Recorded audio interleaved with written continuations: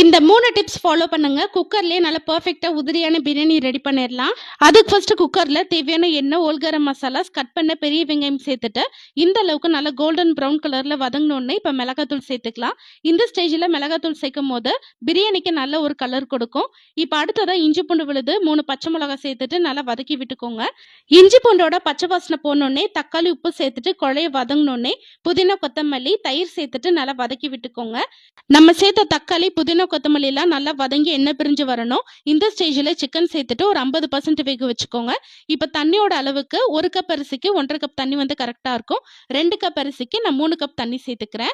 லாஸ்ட்டாக ஒரு ½ lemon juice, அரை டீஸ்பூன் பிரியாணி மசாலா சேர்த்துட்டு இந்த அளவுக்கு நல்லா கொதி வர ஸ்டேஜில் 20 நிமிஷம் ஊற வச்ச பாஸ்மதி அரிசி சேர்த்துட்டு ஹை ஃப்ளேமில் ஒரு விசில் வந்தோடனே அடுப்பு லோ ஃப்ளேமில் வச்சுட்டு ஒரு 10 நிமிஷம் கழிச்சு அடுப்பு ஆஃப் பண்ணிருங்க. குக்கரில் ப்ரெஷர் பண்ணோடனே ஓப்பன் பண்ணிட்டீங்கன்னா சூப்பரான பிரியாணி ரெடி. ட்ரை பண்ணி பாருங்க.